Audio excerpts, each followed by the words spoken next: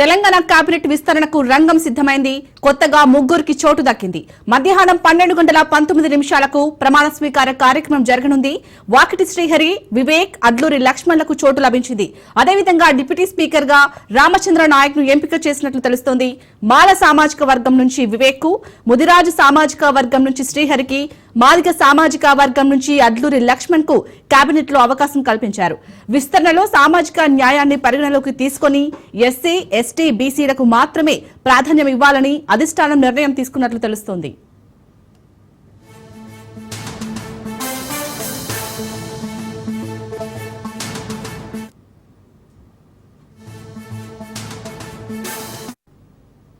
కాగా మంత్రివర్గ విస్తరణలో సుదర్శన్ రెడ్డి, కోమటిరెడ్డి రాజగోపాల్ రెడ్డిల పేర్లు మొదటి నుంచి వినిపించినా ప్రస్తుతానికి ఎస్సీ, బీసీలకు మాత్రమే అవకాశం ఇవ్వాలని అధిష్టానం చెప్పినట్లు తెలిసింది. అయితే మాదిక సామాజిక వర్గంతో పాటు ఎస్టీల నుంచి కూడా ఒకరికి అవకాశం ఇవ్వాలని, నిజామాబాద్ జిల్లా నుంచి సుదర్శన్ రెడ్డికి కూడా చోటు కల్పించాలని ముఖ్యమంత్రి పట్టుబడుతున్నట్లు సమాచారం. కోమటిరెడ్డి రాజగోపాల్ రెడ్డికి అవకాశం ఇస్తే ఆయన సోదరుడు మంత్రి వెంకటరెడ్డిని కూడా కొనసాగించడం కష్టమని, ఇద్దరిలో ఒకరికి మాత్రమే చోటు కల్పించాల్సి ఉంటుందని అధిష్టానం స్పష్టం చేయడంతో ఈ అంశాన్ని ప్రస్తుతానికి పక్కన పెట్టినట్లు తెలుస్తుంది.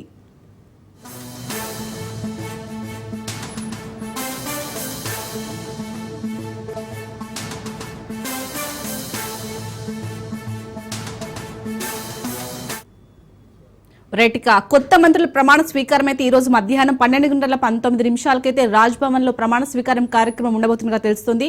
దీనిపై పూర్తి డీటెయిల్స్ మా ప్రతినిధి రాజు అందిస్తారు. రాజు, ఈరోజు కొత్త మంత్రివర్గ విస్తరణ మధ్యాహ్నం 12:19 రాజ్ భవన్ లో జరగబోతా ఉంది. గవర్నర్ జిష్ణుదేవ్ వర్మ కొత్త మంత్రులతో ప్రమాణ స్వీకారం చేయించబోతా ఉన్నారు.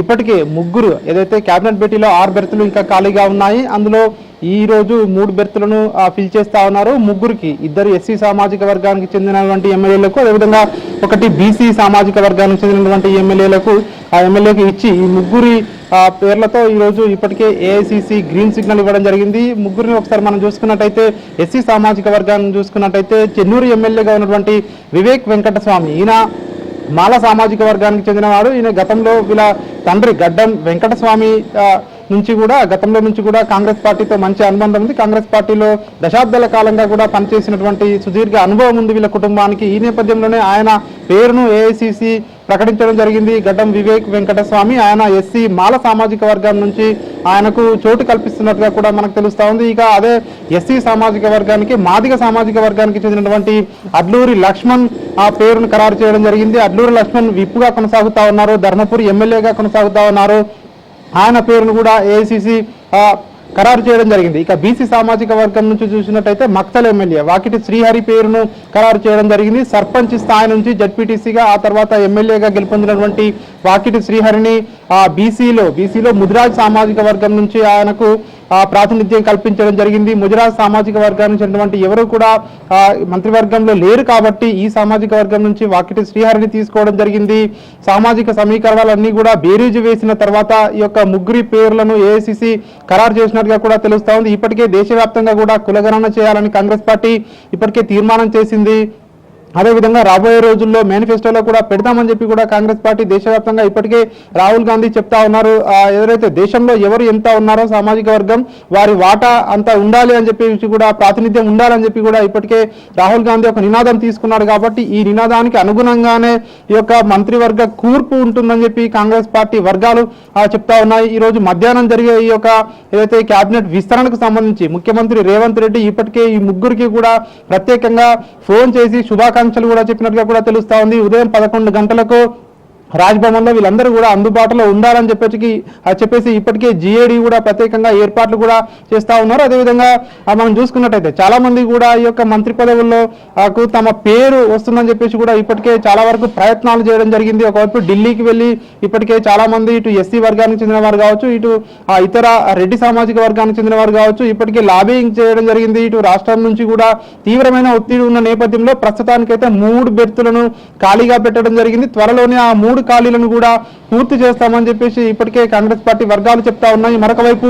ఎస్టీ సామాజిక వర్గానికి చెందినటువంటి రామచంద్ర నాయక్ డిప్యూటీ స్పీకర్ పదవి ఇచ్చే అవకాశం కనిపిస్తా ఉంది. ఇప్పటికే ఆయనకు ఇటు పిసిసి అధ్యక్షుడు మహేష్ కుమార్ గౌడ్ కూడా శుభాకాంక్షలు తెలియజేయడం జరిగింది. ఎస్టీ సామాజిక వర్గం నుంచి ఇప్పటికే మంత్రివర్గంలో సీతక్క మంత్రిగా కొనసాగుతా ఉన్నారు కాబట్టి ఇంకొకటి ఇచ్చే అవకాశం అయితే ప్రస్తుతానికి లేనట్టుగా కూడా తెలుస్తా ఉంది. కాబట్టి ఆయనకు ఎస్టీ సామాజిక వర్గం నుంచి డిప్యూటీ స్పీకర్ పదవి ఇచ్చేందుకు కాంగ్రెస్ పార్టీ సుముఖత వ్యక్తం చేసింది. కాబట్టి ఈ నేపథ్యంలోనే ఆయనకు డిప్యూటీ స్పీకర్ పదవి ఇచ్చేందుకు కాంగ్రెస్ పార్టీ నిర్ణయించినట్టుగా కూడా మనకు తెలుస్తా ఉంది. సామాజిక సమీకరణాలన్నీ కూడా కూడికలు తీసివేతలు బేరీజ్ వేసిన తర్వాత ఇవన్నీ కూడా వేసిన తర్వాత నిర్ణయం తీసుకున్నట్టుగా కూడా తెలుస్తా ఉంది. కాంగ్రెస్ పార్టీ రాష్ట్రంలో అధికారంలోకి వచ్చిన ఏడాదిన్నర తర్వాత ఇప్పుడు మంత్రివర్గ విస్తరణ చేస్తా ఉన్నారు. అది కూడా పూర్తి స్థాయిలో చేయడం లేదు. ఇంకా 3 ఖాళీగా ఉన్నాయి. ప్రధానంగా మంత్రి పదవుల కోసం తీవ్రంగా పార్టీలో పోటీ ఉండడమే దీనికి కారణం అని చెప్పేసి కూడా తెలుస్తా ఉంది. ఇప్పటికే ఇటు ఢిల్లీలో కూడా ఇటు కాంగ్రెస్ పార్టీ అగ్రనేతలు ఇటు మల్లికార్జున ఖర్గే కావచ్చు, కేసీ వేణుగోపాల్, రాహుల్ గాంధీలతో పలుమార్లు చర్చలు జరపడం జరిగింది రాష్ట్ర నాయకులు. అయినప్పటికీ కూడా ఒక కొలిక్కి రాలేదు. ఇన్ని రోజులు కూడా వాయిదాల మీద వాయిదాలు పడుతూ వస్తా ఉంది. చివరికి ఈ రోజు మృగశిర కార్తె మంచి రోజు ఉందని చెప్పేసి కూడా నిన్న కాంగ్రెస్ పార్టీ అధిష్టానం ఈ రోజు ప్రమాణ స్వీకారానికి ఏర్పాట్లు చేసుకోవాలని చెప్పి కూడా చెప్పినట్టుగా కూడా తెలుస్తా ఉంది. ఈ 6 స్థానాలకు గాను 3 స్థానాలు ఈ రోజు ఈ భర్తీ చేస్తా ఉన్నారు. త్వరలోనే మిగిలిన 3 కూడా భర్తీ చేస్తారని చెప్పేసి కూడా తెలుస్తా ఉంది. మరొక వైపు ఇటు నిజామాబాద్ జిల్లా నుంచి సుదర్శన్ రెడ్డికి అవకాశం కల్పించాలని చెప్పేసి ఇప్పటికే ముఖ్యమంత్రి రేవంత్ రెడ్డి అధిష్టానం వద్ద పలుమార్లు ఇప్పటికే సూచన చేసినట్టుగా కూడా తెలుస్తా ఉంది. అయినప్పటికీ మరొక వైపు ఇటు మునుగోడు ఎమ్మెల్యే కోమటిరెడ్డి రాజగోపాల్ రెడ్డి కూడా మంత్రి పదవి ఇప్పటికే ఆయనకు హామీ ఇవ్వడం జరిగింది అధిష్టానం అని చెప్పేసి కూడా ఆయన చెప్తా ఉన్నారు. మరొక వైపు చాలా మంది కూడా ఇంకా ఇటు బీసీ సామాజిక వర్గం కావచ్చు, అదేవిధంగా ఇతర సామాజిక వర్గం నేతలు చాలా మంది మంత్రి పదవులపై ఆశలు పెట్టుకున్నారు. అయినప్పటికీ అవన్నీ కూడా ఒక కొలిక్కి రాలేదు. సామాజిక సమీకరణాల నేపథ్యంలో కావచ్చు, అదేవిధంగా ఇటు ఏదైతే సీనియారిటీ కావచ్చు, అదేవిధంగా ఇటు పార్టీలో దేశవ్యాప్తంగా తీసుకున్నటువంటి నిర్ణయం ఏదైతే ఉందో ఈ కులగణనకు సంబంధించి సో ఇవన్నీ సమీకరణాల నేపథ్యంలో పూర్తి స్థాయిలో మంత్రివర్గ విస్తరణకు బ్రేక్ పడిందని చెప్పొచ్చు. కేవలం 6 స్థానాలకు గాను ప్రస్తుతం అయితే 3 స్థానాలను అయితే ఫిల్ చేస్తా ఉన్నారు. 3 స్థానాల్లో 2 ఎస్సీ సామాజిక వర్గానికి, 1 బీసీ సామాజిక వర్గానికి అయితే కేటాయిస్తూ నిర్ణయం తీసుకోవడం జరిగింది. ఎస్సీ సామాజిక వర్గంలో ఇప్పటికే ఇటు మాదిగలకు అన్యాయం జరుగుతుందని చెప్పేసి కూడా ఎమ్మెల్యేలు ఢిల్లీకి వెళ్లారు. ఒకవైపు అధిష్టాన పెద్దలను గతంలో కలవడం జరిగింది.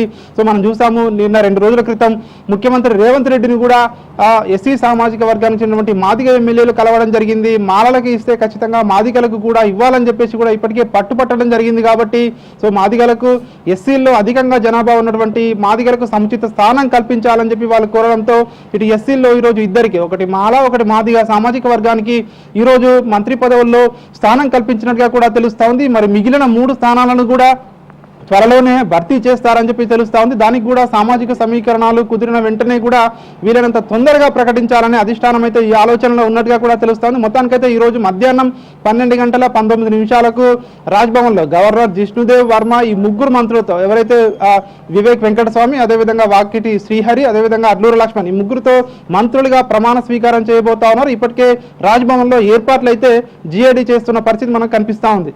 Right, thank you Raju.